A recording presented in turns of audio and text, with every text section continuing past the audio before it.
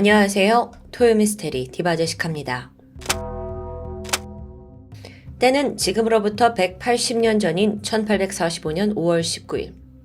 영국에서는 두 척의 대형 선박이 출항을 준비하고 있었습니다. 이들은 탐사대장 존 프랭클린이 이끄는 일명 북극 탐사대였죠. 사실 이때까지만 해도요, 인류에게 바닷길은 미지의 영역이었어요. 근데 그 중에서도 절대 포기할 수 없는 대표적인 항로가 있는데 바로 북극해였죠. 여기가 왜 그렇게 중요하냐? 당시 유럽에서는 아시아와의 무역에 다들 혈안이 돼 있었습니다. 근데 아시아 대륙에 도달하기 위해선 두 가지 항로가 있었죠. 먼저 아프리카 대륙을 지나는 인도양 항로, 그리고 남아메리카를 돌아가는 태평양 항로, 이 두 가지요. 근데 만약에 지구본상의 위쪽에 있는 북극 항로를 이용한다면 이게 가능해지기만 하면 거리가 훨씬 줄어서 이동 시간을 단축할 수 있잖아요. 사실 거기에다가 그 인도양 항로를 이용하면 아프리카 주변을 지나야 하거든요. 여기는 해적들이 들끓고 있어서 늘 위험이 도사리고 있죠. 그런데 북극 항로, 그런 방해물이 없는 최적의 길처럼 느껴졌습니다. 물론 문제가 있긴 해요. 이 북쪽 항로가 엄청난 추위, 그리고 또 여러 위험이 도사리고 있는데, 사실 추운 날씨는 당연하고 그 외에 뭐가 문제냐면 미처 녹지 않은 빙하가 여기저기 떠다니고 있어요. 거기에 배가 가로막힐 수 있는 거죠. 또 크기에 따라서 충돌을 할 경우 배에 데미지를 입힐 수 있겠죠? 빙하가 아니더라도 바다 표면 전반적으로 얼음이 덮여 있는 곳이 있거든요. 그럼 여기를 어떻게 뚫고 지나가냐는 거예요. 자칫하다간 배가 고립될 수도 있는 상황입니다. 그렇기 때문에 그 당시에 북극 항로로 떠난다는 건 거의 목숨을 건 도전과도 같았습니다. 하지만 누군가는 이걸 해야 했죠. 1845년 5월 19일, 이날 영국 해군본부의 지휘 아래 존 프랭클린 탐사대가 대장정에 첫 발을 내딛게 됩니다. 두 척의 선박 준비했고요. 안에는 총 130여 명의 해군 장교 그리고 이 사병들이 다 탑승하게 돼요. 이때 60세를 바라보는 존 프랭클린, 그가 대장이었는데 사실 대단한 분입니다. 이미 14살 때 이 사관 후보생으로 입대를 했고요. 경력도 화려한데 1801년에 덴마크 해군과 교전한 코펜하겐 해전, 그리고 또 영국이 프랑스와 에스파냐 함대를 격파한 트라팔가르 해전에도 이분이 참가하셨어요. 항해 지식, 군사 지식에 해박한 분이죠. 그런 그가 본격적으로 탐험이란 걸 시작한 건 1818년인데 이후 많은 경험을 했죠. 사실 북극해까지 육로로 이미 탐험을 마쳤어요. 또 그 경험을 살려서 책을 출간하기도 했고요. 캐나다, 북아메리카 해안 탐사도 성공합니다. 굉장히 열정적인 모험 정신을 보여주고 있죠. 그래서 그 공을 인정받아서 영국 왕실로부터 기사 좌기를 수여받기도 했는데요. 그런 존 프랭클린이 이끄는 북극 탐험대. 일단 탑승한 선박은 두 대죠. 에러버스호와 테러호였습니다. 두 척 모두 바다의 힘을 이용해서 항해하는 범선이에요. 딱 이렇게 비주얼적으로는 좀 나약해 보일 수 있는데 그 당시에 영국이 보유한 정말 최첨단 기술로 만든 북극 탐사용 특수 선박이었습니다. 총 길이 30m 이상이고 무게가 300톤이 넘는 육중한 배 두 대였어요.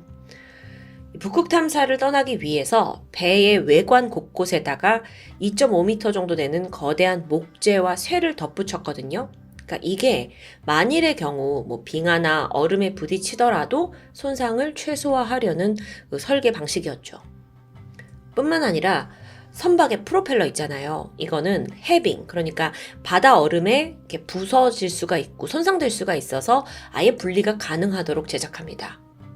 또 혹시나 고장날 것을 대비해서 비상시 수동으로 사용할 수 있는 별도의 노도 준비를 했죠.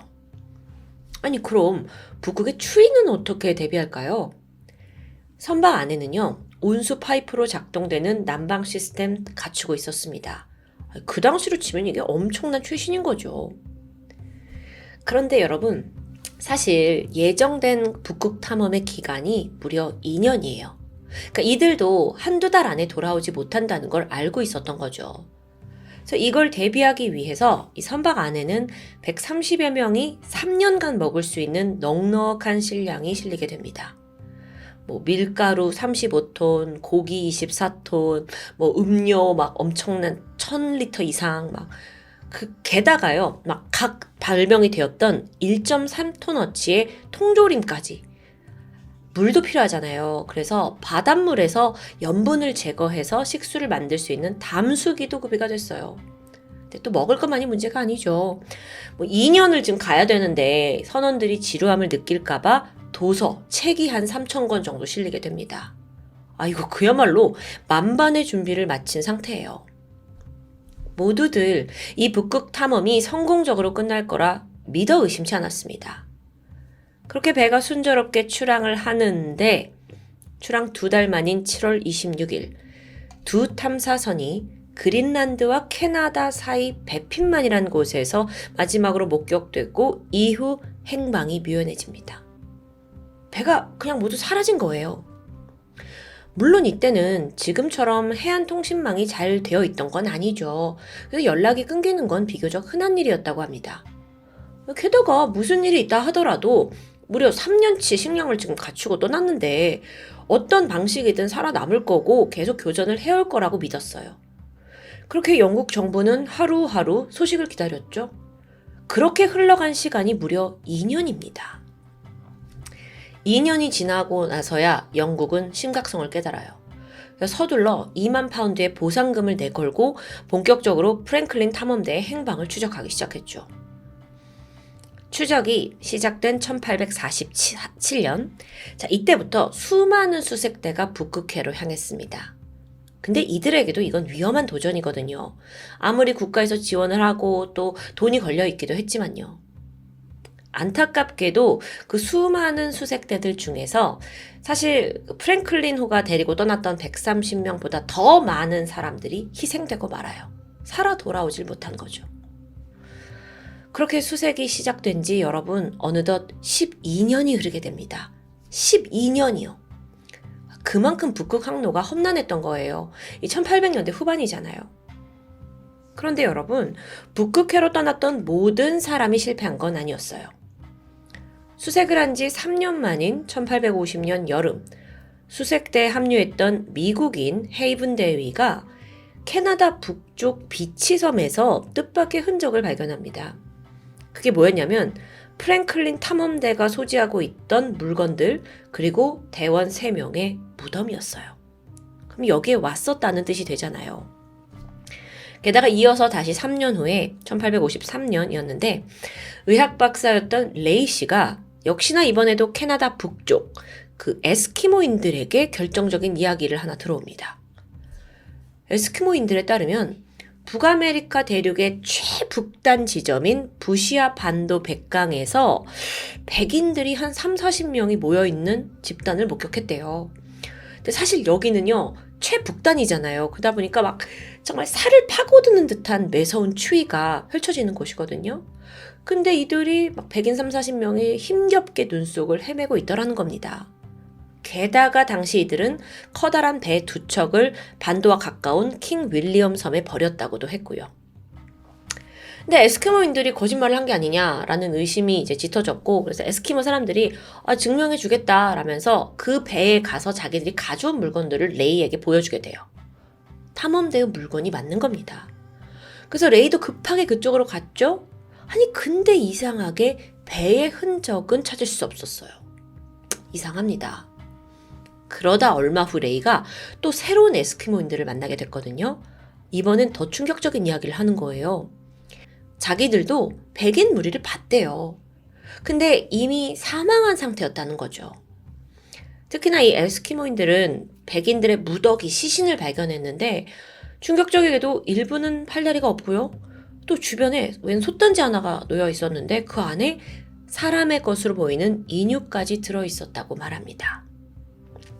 자, 이 말대로라면 프랭클린 탐험대는 정말 끔찍한 상황을 마주한 걸 텐데요. 레이는 곧장 이 사실을 영국 정부에 알렸습니다. 그리고 정부는 결국 탐험대원들이 모두 사망한 것으로 보고 수색을 중지하겠다라고 의견을 내비쳤어요. 여기에 반발하는 사람이 있었죠. 바로 존 프랭클린의 아내 제인 프랭클린이었습니다. 그녀는 남편 존과 마찬가지로 호주 이 지역을 탐험했던 아주 숙련된 모험가였어요. 근데 제인이 뭐라고 하냐면 내 남편이 절대로 쉽게 죽을 사람이 아니라는 거예요. 그래서 정부에서는 수색 못한다 하니까 자기가 사비를 들여서 수색대를 꾸렸고 끈질기게 남편의 흔적을 찾아 나서게 되죠. 그러던 1859년 5월 18일 제인 부인이 고용한 탐험가 맥클린 톡이 이끄는 수색대가 캐나다 북부의 킹 윌리엄 섬에서 시체 한 구를 발견합니다. 게다가 한 메모가 그 시신과 같이 남겨져 있었어요. 이 메모를 통해 그동안 미스테리에 빠져있던 탐험대의 행적이 짧게나마 드러나게 되는데요. 일단 메모는요, 탐험대의 부단장 크로지어라는 사람이 남긴 겁니다. 내용을 좀 풀어보면 탐험대가 1845년 출발을 한 이후 약 1년간 북극해 열도의 비치 섬에서 첫 겨울을 보내게 됩니다. 그곳에서 선원 3명이 사망해서 무덤 만들어줬어요. 아까 발견된 그게 이제 1차는 부분이죠.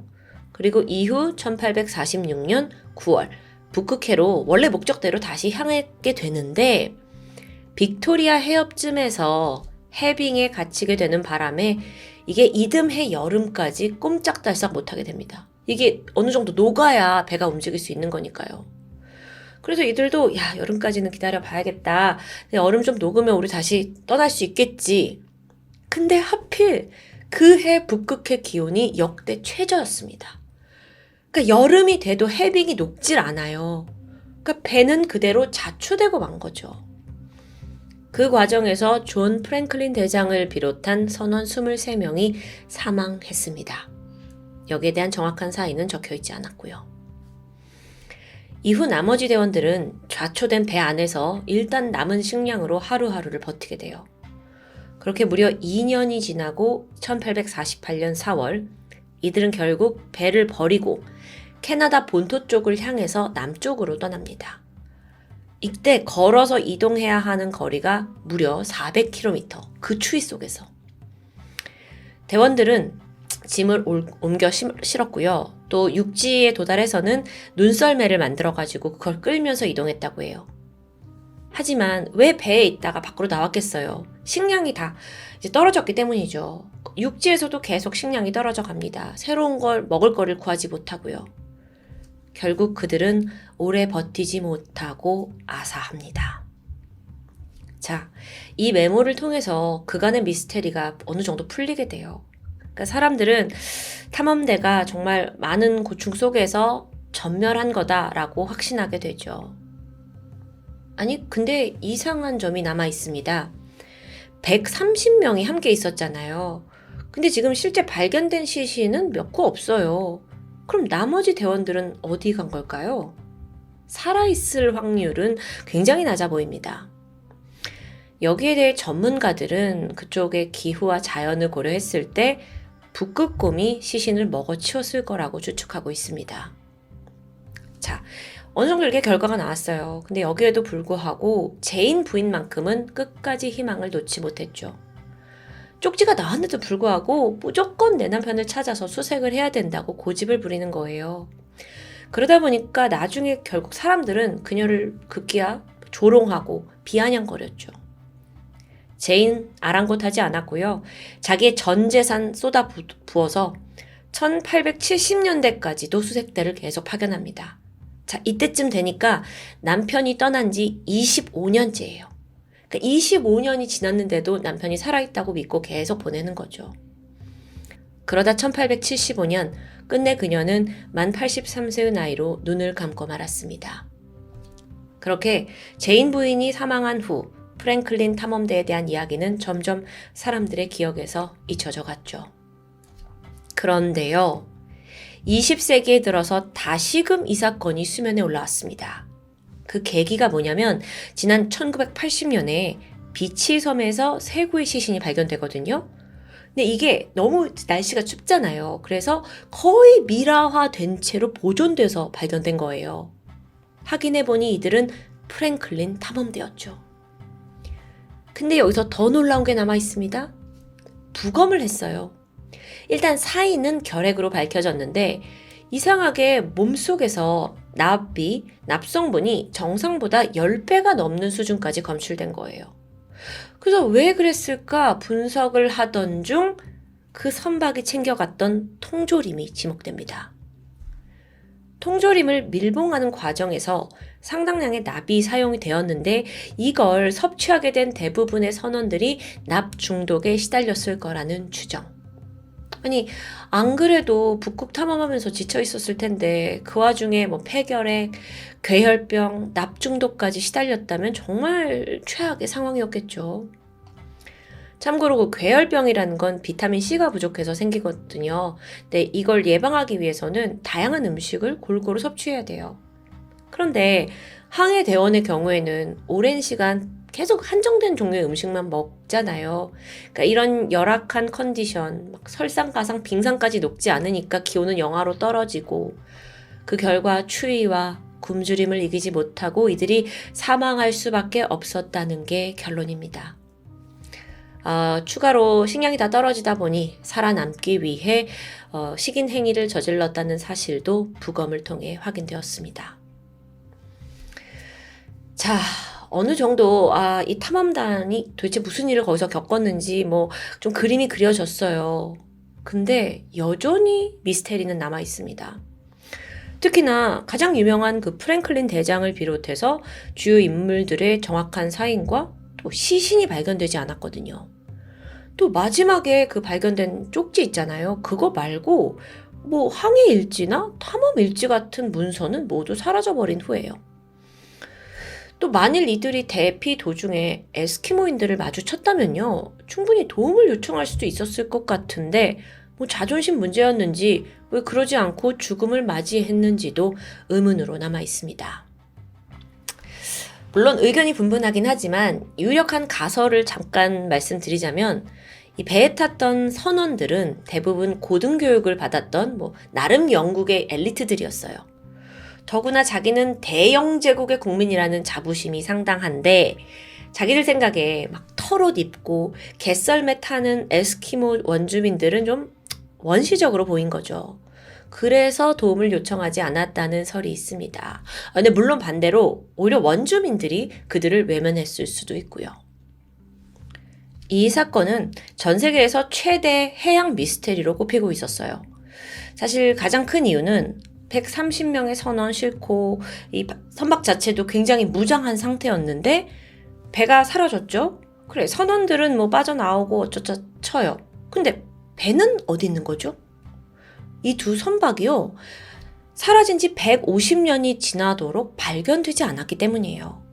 이럴 수가 있나? 지구상 어디엔 있을 텐데. 하지만 끝은 아니었죠.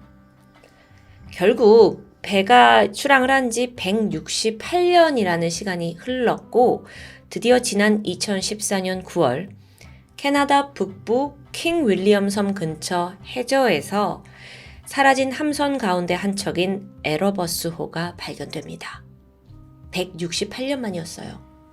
그리고 2년 뒤인 2016년에 그 위치에서 100km 정도 떨어진 해저에서 나머지 테러호 또한 발견됩니다. 근데 당시의 테러호는요, 비교적 좀 온전한 모양을 갖추고 있었다고 해요. 그래서 그때부터 지금까지 선박의 잔해를 분석하고 수거하는 일은 계속되고 있습니다. 여러분, 1800년대 북극해 탐사는요, 현대시대 우주여행과 비교할 만큼 아주 엄청난 모험입니다. 요즘에 우리가 북극 항로를 어떻게 가냐면 수면의 얼음을 다 부숴서 항로를 열어주는 그걸 쇄빙선이라고 하거든요. 그 쇄빙선이 없이는 결코 다니기가 어려운 상황이에요. 근데 이런 곳을 1800년대 후반에 도전했다는 건 정말 말 그대로 목숨을 걸어야 했던 거죠. 하지만 그런 두려움을 무릅쓰고 개척을 위해 떠났던 존 프랭클린 북극 탐사대. 이제는 미스테리가 아닌 인간의 위대한 도전으로 남는 역사로 다시 쓰이길 바라고 있습니다. 지금까지 토요미스테리 디바제시카였습니다. 안녕하세요. 토요미스테리 디바제시카입니다. 2007년 4월 16일 오후 3시 45분 호주 해상을 지나고 있던 헬리콥터가 우연히 바다에 덩그러니 떠있는 요트 한 대를 발견합니다. 근데 이상했죠. 어딘가 배가 고요해 보이는 겁니다. 그래서 좀 더 가까이 접근해 보는데 선상에 사람이 한 명도 보이지 않았어요. 이 헬리콥터가 접근을 하려면 요란한 소리를 냈을 거고 또 일대 거센 바람이 불었는데요. 그럼에도 불구하고 여전히 요트에선 아무런 반응이 없었죠. 설마 이거? 불길한 예감이 들어서 바로 신고가 접수되었고요. 이후 호주 해안경비대가 출동을 해서 표류 중이던 이 요트를 확인합니다. 배 이름은 카즈 2호. 내부를 살펴보는데 우려와 달리 안은 아무 일도 없었다는 듯 너무도 평온했습니다. 고장이 난 배인가 싶었지만 엔진은 문제없이 작동을 했고요. 라디오와 GPS 같은 중요 장치도 모두 정상이었죠. 또 구명조끼나 응급조명 같은 것도 다 제 위치에 잘 보관이 되어 있습니다. 게다가요, 자세히 보니까 테이블 위에 노트북이 올려져 있는데 전원이 켜져 있고 또 여러 무선 장비들도 전원이 모두 켜져 있었고요. 심지어 테이블 위에는 곧 식사를 할 것처럼 음식과 식기들이 가지런히 차려져 있습니다. 게다가 요트 한쪽에는 빨랫줄에 옷이 널려 있고요. 또 방금 벗은 듯한 안경과 티셔츠도 보였죠. 이 상황으로만 봤을 때 지금 당장이라도 요트 밑에 쪽에서라도 누군가 오셨어요 하면서 경비대를 반길 것 같은 느낌이었습니다. 자, 그럼 도대체 이 배 안에 있던 사람들은 어디로 사라진 걸까요? 배가 어디서 왔는지부터 알아야 했습니다. 카즈 2호는 사흘 전인 4월 15일 오전 9시에 출항을 시작했어요. 그리고 거의 10시가 지나고 저녁 7시가 돼서 첫 통신이 도착했죠. 조지 포인트 인근을 지나고 있다라는 짤막한 상황 보고였습니다. 그런데 이게 좀 이상해요. 출발한 항구 지점에서 그 조지 포인트라는 곳까지 3시간밖에 안 걸리는 가까운 위치이기 때문입니다. 심지어 이 통신 이후에 카즈 2호에서는 그 어떠한 반응도 보이지 않았죠. 그게 처음이자 마지막 통신이었습니다. 배에 타고 있던 사람들은 3명의 중년 남성, 69세의 피터 턴스테드, 63세의 제임스 턴스테드, 이 두 사람은 형제였고요. 또 이들과 가깝게 지내던 이웃, 56세의 데렉 베튼도 함께였습니다. 이 세 사람은요, 평소에도 트리오라고 불릴 정도로 가까운 사이였죠. 이들이 오랫동안 꿈꿔온 버킷리스트가 있었는데 그게 바로 은퇴를 한 후에 배를 타고 낚시를 하면서 유유자적한 시간을 보내는 거였습니다. 조금만 더 알아보면 턴스테드 형제는 어릴 때부터 항해를 하던 사람들이에요. 또 젊은 시절에는 해상구조대에서 자원봉사자로 일한 적이 있을 만큼 바다가 친숙한 사람들이죠. 데렉도 마찬가지입니다. 그는 1년 전에 큰 맘을 먹고 1억짜리 새 요트를 구매했는데 이게 길이 9.8m의 쌍동선 요트였습니다. 참고로 쌍동선이란 건 이 사진에서처럼 같은 두 개의 선체를 간격을 두고 갑판 위에 결합한 걸 말합니다. 데렉은 이 배에 카즈 2호라는 이름을 붙였고요. 이 요트를 구매한 이래 세 사람은 본격적인 요트 여행 계획을 세웠죠. 이 요트 여행엔 많은 게 필요한데 기본적인 항해 방법, 그리고 통신 방법, 내비게이션 사용법까지 기술적인 건 당연했고요. 혹시나 싶어서 응급처치법까지 완벽하게 익혔습니다. 특히나 데릭은 아내와 함께 이미 이 요트를 몰고 2주, 6주, 장기 항해를 2번이나 경험한 적이 있어요. 항해에는 숙련된 상태였습니다. 그렇게 만반의 준비가 끝났고 드디어 2007년 4월 14일 토요일 이 세 사람이 카즈 2호에 승선하게 되죠. 이들은 에어리 해변에 있는 한 항구에서 여행을 시작했습니다. 너무도 설레는 순간이었겠죠? 그런데 얼마 가지 않아서 난관에 봉착합니다. 이 요트의 GPS 시스템에 문제가 생겼던 거예요. GPS는 위치를 알려주는 건데 너무 중요한 장치죠. 그래서 반드시 수리가 필요했기에 결국 다시 에어리 해변으로 돌아올 수밖에 없었습니다. 천만다행으로 문제가 금방 해결이 되었고요. 바로 다음 날인 4월 15일 아침 9시 이제 본격적인 항해가 시작됩니다. 약간의 파도와 기상 악화가 우려됐지만 생각보다 날씨는 쾌청했어요. 카즈 2호의 목적지는 타운스빌 항구입니다. 여기가 출발지로부터 약 270km 정도 떨어진 곳이었어요. 출항을 하고 나서 9시 반쯤 피터가 아내에게 전화를 걸었고 여보, 모든 게 지금 순조로워 라면서 지금 커피를 만들고 있다는 아주 평범한 대화를 나누게 되죠. 정말 모든 게 순조로운 줄 알았습니다. 출발한 지 10시간 정도가 지난 저녁 7시, 하루 종일 감감무손식이던 이 카즈 2호에서 조지 포인트 인근을 지나고 있다라는 첫 통신이 도착했어요. 이곳은 출발지로부터 3시간 거리인 가까운 곳이죠. 근데 왜 저녁 7시에 통신이 온 걸까? 물론 이들이 낚시를 좋아하는 사람들이라 가던 길에 요트를 세워놓고 한참 낚시를 즐겼을 수도 있습니다. 또 만약 그게 아니라면 GPS가 또 한 번의 문제를 일으켜서 위치를 착각했을 수도 있고요. 어쨌든 카즈 2호는 그 이후에도 아무런 통신을 하지 않았습니다. 그리고 출항한 지 3일 만인 4월 18일 해안경비대가 텅 비어있는 이 유령 요트를 발견하게 된 거죠. 그런데요, 여러분, 이 발견 지점도 좀 이상했습니다. 출발지는 에어리 해변이었죠. 그리고 목적지는 타운스빌입니다. 그럼 그곳으로 가던 길에 이게 있어야 하는데 배가 놓인 건 전혀 동떨어진 곳이었어요. 혹시 이들이 중간에 갑자기 항로를 바꾼 걸까요? 가능하긴 한데요. 사실 이 배에 타고 있던 세 사람 모두 지긋한 중년 남성들입니다. 이미 몇 달 전부터 철저히 계획을 한 거인데 항로를 이렇게 중간에 충동적으로 바꿨다는 건 결코 이들의 성향과 맞지 않았죠. 혹시나 응급 상황이 있던 건 아닌가 싶었는데 구명조끼도 다 그대로고 단서가 없습니다. 그러던 와중에 한 가지 눈에 띄는 게 있긴 한데 요트의 돛 한쪽이 좀 심하게 찢겨져 있었어요. 그럼 혹시 풍랑을 만났다? 라고 여기기에는 또 이 찢겨진 돛 하나 외에는 그 어떤 데미지도 배에 보이지 않았고요. 그럼 혹시 해적의 공격? 좀 말이 안 되긴 하죠. 해적이 아니더라도 뭔가 이들의 돈을 노리고 납치? 해안경비대가 아예 본격적으로 배를 항구로 가져와서 좀 더 조사했습니다. 일단 이 선내에 위급 상황 때 무기로 쓰일 만한 것들이 그대로 발견됐어요. 침대 아래에서 밀폐된 용기에 들어있던 탄약 총기 또한 그 자리에 있었고요. 또 서랍 안에서 같은 구경의 총알도 발견됩니다. 그러니까 쓰지 않았다는 거죠.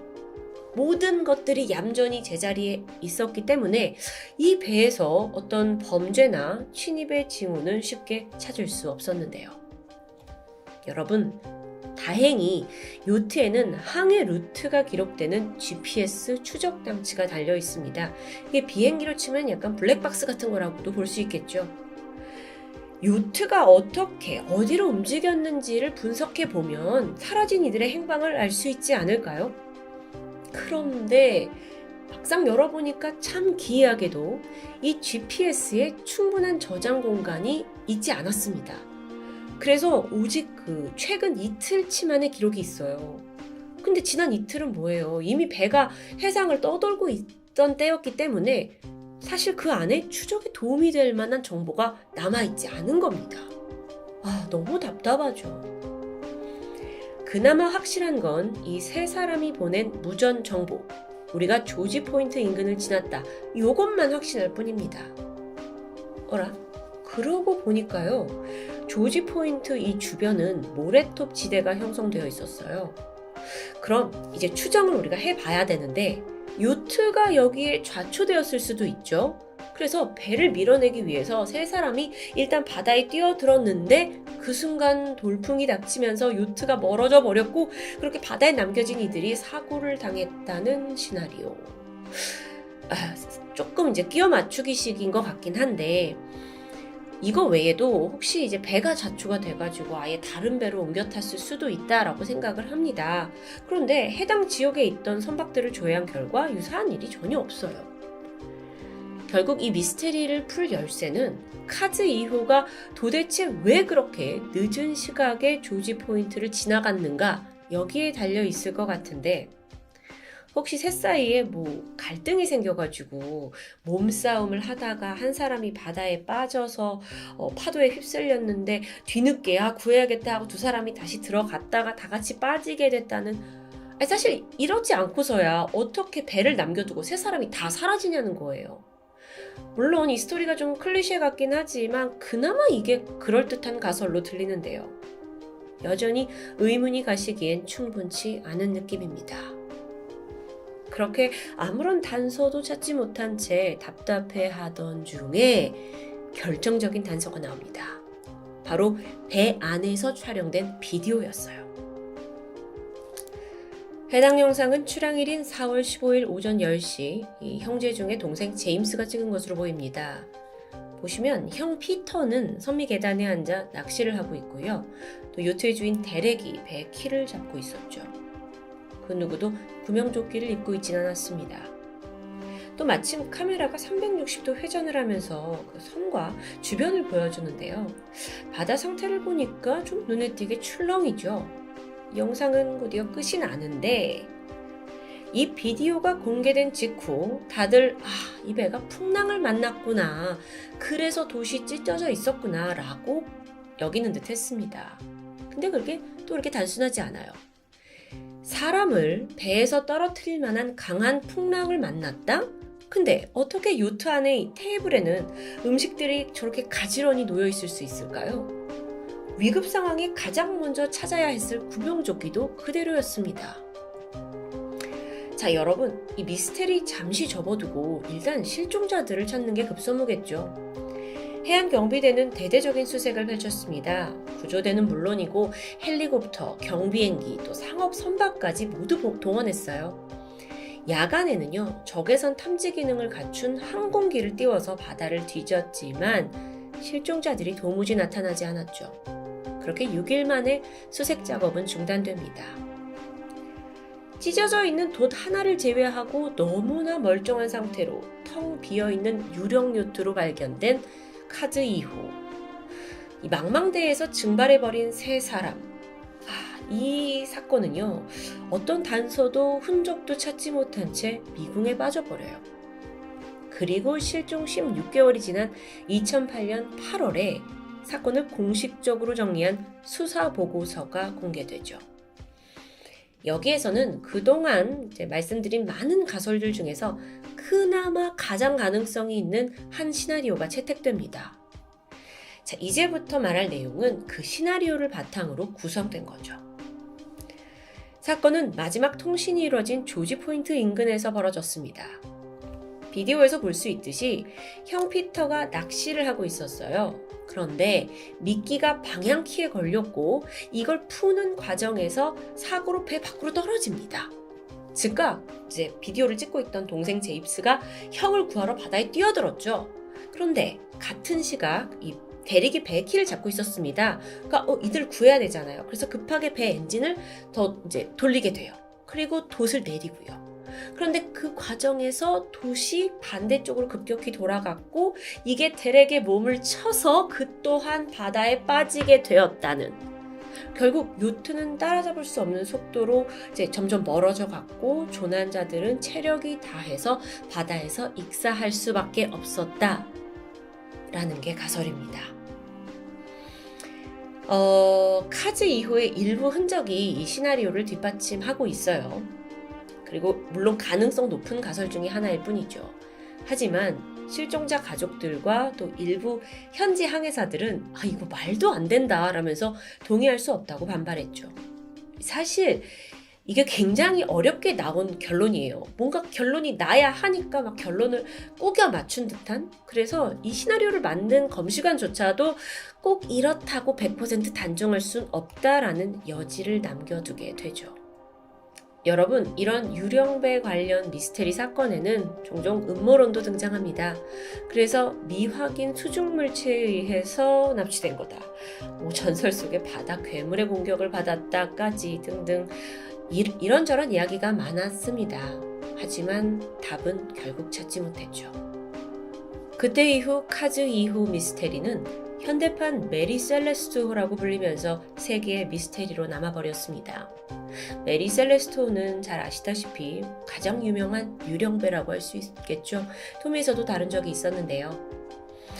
이 또한 배가 덩그러니 혼자 남아 있었다는 점에서 유령 요트라는 씁쓸한 별칭이 붙게 되죠. 세 남성의 소중한 꿈을 실었던 요트가 한순간에 유령선으로 돌변한 이유가 무엇일까요? 그날의 진실은 도대체 뭔지 이 수수께끼의 답은 앞으로도 쉽게 풀릴 것 같지 않아 보입니다. 지금까지 토요미스테리 디바제시카였습니다.